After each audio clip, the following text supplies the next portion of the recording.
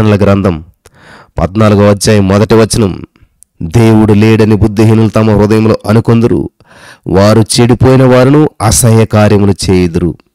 స్తోత్రం దేవా సర్వోన్నతుడా. ఈరోజు ఈ యొక్క వాక్యం వెల్లడగుతూ ఉండగా అనేక జీవితాలు వెలిగించబడాలి, అనేక మందిలో గొప్ప వెలిగింపు రావాలి, అనేక సమస్యల నుంచి విడుదల పొందుకోవాలి. నజరేయుడైన యేసుక్రీస్తు నామములో ఈ యొక్క వాక్యాన్ని అభిషేకంతో నింపినందుకు వందనాలు. ఈ వాక్యం వెల్లడగుతోడనే అద్భుతాలు ఆశ్చర్యకాలు చూసేలన్నీ చేసినందుకు నీకు వందనాలు చెల్లిస్తూ యేసు నామములో ప్రార్థించి మేము పొందుకున్నాం తండ్రి, ఆమెన్. పిల్లలు జాగ్రత్తగా వినాలి. అనవసరమైన దాని కొరకు ఆరాటపడుతున్నారా? అనవసరమైన విషయాల్లో సమయాన్ని వృధా చేస్తూ ఉన్నారా? నాకు ఇంకది జరగదు, ఇంక దేవుడు లేడు, నా ప్రార్థన ఆలకించట్లేదు, అసలు దేవుడు ఉన్నాడా అనేటువంటి డౌట్ నీళ్ళకి వచ్చి దాంట్లోనే సమయం నువ్వు గడుపుతున్నట్లయితే వృధాగా గడిపేస్తున్నావు. ఇంకా దేవుడు ఏమి చేయడు, దేవుడు పట్టించుకోడు అనేటువంటి అనవసరమైన విషయాలకు ఆరాటపడుతూ నువ్వు సమయాన్ని గడుపుతున్నట్లయితే నీ జీవితం అంతా కూడా వృధా చేస్తున్నావు. ఈ రోజున పరిశుద్ధాత్మ దేవుడు నీతో మాట్లాడుతున్నాడు. ప్రియమైనటువంటి సహోదరి స్నేహితులారా, దేవుడు లేడనే వాళ్ళు బుద్ధిహీనులంట, వారంతా చెడిపోయిన వారంట, అసహ్యకార్యాలు చేసేవారంట. కాబట్టి దేవుని ఎందుకు వచ్చేవాడు దేవుడు ఉన్నాడని, ఆయన కార్యం చేస్తాడని, ఆయన ప్రతిఫలం ఇస్తాడని నమ్మవాలని కదా అంటది బైబిల్లో. ఒక సంఘటన మీ ముందుకు తీసుకొస్తాను, జరిగిన సంఘటన. పాస్టర్ రంజిత్ గారు మరి దేవుని గుర్తించినటువంటి వారు, దేవుడు లేడని చెప్పేటువంటి వారు మూర్ఖులు, అటువంటి వారు మూర్ఖులని నేను 10 నిమిషాల్లో నిరూపిస్తాను అని వార్తాపత్రికలో సవాల్ చేశాడంట. చూడండి పాస్టర్ గారికి ఎంత దమ్ముందో. చాలామంది అసలు దేవుడే లేడండి, దేవుడు అన్నవాడు ఎక్కడ ఉంటాడు, నువ్వు కష్టపడితేనే నీకు ఆహారం వస్తుంది, నువ్వు పని చేస్తేనే నీకు ఫలితం వస్తుంది, అంతేగా నువ్వు ఖాళీగా కూర్చొని దేవుడు అంటే ఏది జరగదు అని చెప్పి ఎవరైతే వాదిస్తారో అటువంటి వారు నా దగ్గర తీసుకురండి, 10 నిమిషాల్లో వాళ్ళని ఓడించేస్తాను, నేను దేవుడున్నాడని నిరూపిస్తాను అని ఆయన ఒక సవాలు విసిరాడంట. వింటున్నారా? అది వార్తాపత్రికలో వెళ్ళింది, చాలా దూరం వెళ్ళింది.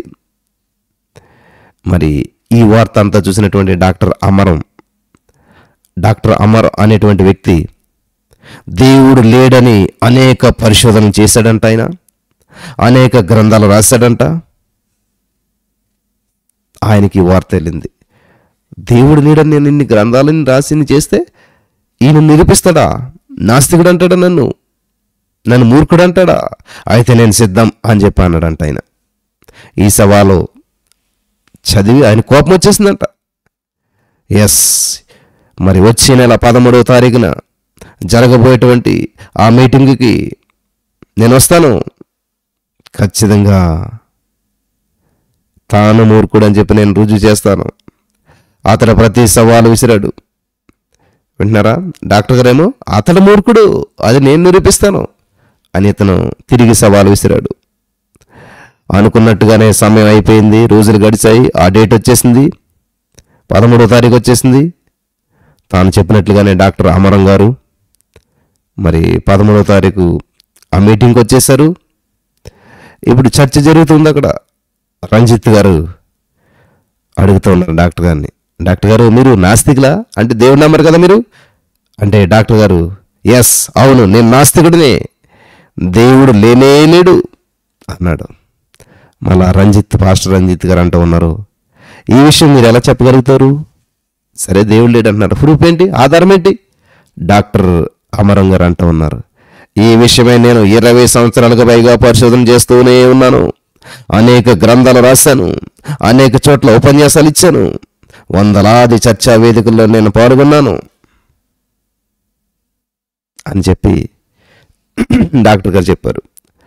రంజిత్ గారు ఇలా వాచ్ చూశాడు, అయ్యా నేను ఇచ్చిన వాగ్దానం ప్రకారం నేను 10 నిమిషాల్లో దేవుడు లేడని చెప్పిన వాడు బుద్ధిహీనుడు అని నిరూపిస్తానని చెప్పాను నేను.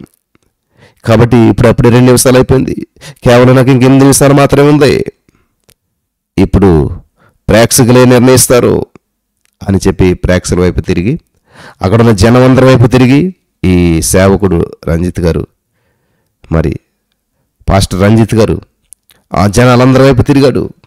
తిరిగి అంటున్నాడు ఆయన, కొలంబస్ అనేటువంటి నావికుడు ఉన్నాడు కదా, కొలంబస్ అనేటువంటి నావికుడు ఉన్నటువంటి అమెరికాను కనుగొనటానికి ఆల్రెడీ ఉంది, దాన్ని కొనుగొనడానికి 32 వారాలు శ్రమించాడు. ఆమేన్. అలాగే వాస్కోడా గామా అనేటువంటి నావికుడు ఇండియాకు ఉన్నటువంటి దగ్గర దారిని కనిపెట్టడానికి జూలై 8వ తేదీ 1497 బయలుదేరాడు.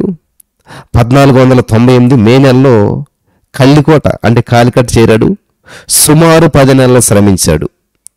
ఉన్న విషయం గురించి వాళ్ళంతా పరిశోధన చేశారు. వీళ్ళ చరిత్ర అంతా చదివితే వాళ్ళు ఉన్నదాన్నే కనిపెట్టారు, లేనిదని కాదు. లేని ఒక విషయం గురించి గమనించాలి. ఉన్న విషయాన్ని వీళ్ళ నెల రోజుల్లో, 2 నెలల్లో, 10 రోజుల్లో కష్టపడేలాగైతే కనిపెట్టేశారు. కానీ ఇక్కడ మనం గమనించవలసిన విషయం ఏంటంటే ప్రియులారా, లేనటువంటి ఒక విషయం గురించి ఈ డాక్టర్ అమరం గారు 25 సంవత్సరాలుగా పరిశోధన చేస్తూనే ఉన్నాడు. ఏమీ కనిపెట్టింది లేదు. గ్రంథాలు రాస్తూనే ఉన్నాడు. చర్చాగోష్ఠిలో పాల్గొంటూ ఉన్నాడు. ఇదంతా కూడా దేవుడు లేడు అనే విషయం గురించి. వింటున్నారా? ఎందుకు చేస్తున్నాడు ఈయన? దేవుడు లేడు, లేని దాని గురించి ఇంత ప్రయాసపడుతున్నాడు ఈయన. లేని దాని గురించి ఇన్ని సంవత్సరాలుగా వృధా చేశాడు. లేని దాని గురించి లేదు అని చెప్పడానికి ఇదంతా చేసి ఇంత సమయం వృధా చేసుకున్నాడు. మరింత సమయం వృధా చేసిన వారిని ఏమంటారు అన్నారంట పాస్టర్ గారు. జనాల్లో ప్రతిస్పందన కోసం ఎదురు చూస్తున్నాడు. మరింత 20 సంవత్సరాలు వేస్ట్ చేసి లేని దాని గురించి సమయాన్ని వేస్ట్ చేశాడు, లేదు అని చెప్పడానికి వేస్ట్ చేశాడు. మరి ఇటువంటి వారిని ఏమంటారు అని చెప్పి ఆ ప్రేక్షకులందరినీ ప్రశ్నించాడంట. ఆ ప్రేక్షకులందరూ కూడా ముక్త కంఠంతో, ఒకే కంఠంతో 20 సంవత్సరాలు వేస్ట్ చేసినటువంటి ఇటువంటి వ్యక్తిని ఫూల్ అంటారు, ఫూల్ అని చెప్పి అరిశారంటండి వాళ్ళంతా కూడా. కాబట్టి ఈ రోజున మన దేవుడు ఉన్నవాడు, ఇదిగో యుగ సమాప్తి వరకు సదాకాలం నేను మీతో ఉన్నాను, మీలో ఉన్నాను, నేను సజీవుడను మృతుడినైతిని కానీ ఇదిగో నేను గెలిచాను, మృత్యుంజయుడును, సజీవుడును, యుగ యుగములో సదాకాలం నేను మీతో ఉంటానని చెప్పి దేవుడు సెలవిస్తున్నాడు. నమ్ముచున్నారా? కాబట్టి లేని దాని గురించి, అనవసరమైన దాని గురించి ఆరాటపడొద్దు. అన్నీ ఇచ్చినటువంటి అద్భుతమైన దేవుడిని బట్టి ఆనందించండి. పరిశుద్ధాత్మ దేవుడు మీకు వెలిగింపు ఇచ్చి నడిపించి బలపరచును గాక. ఆమేన్.